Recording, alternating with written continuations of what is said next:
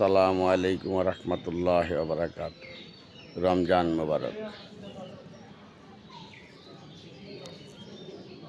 আজ শনিবার 8ই মার্চ।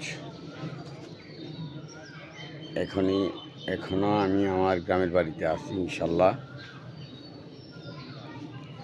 তো প্রথম রোজা থেকে বর্তমান পর্যন্ত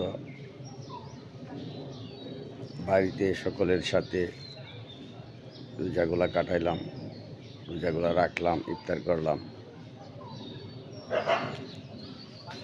রিজিক যেখানে রাখছে সেখানেই সময়গুলা কাটাইলাম।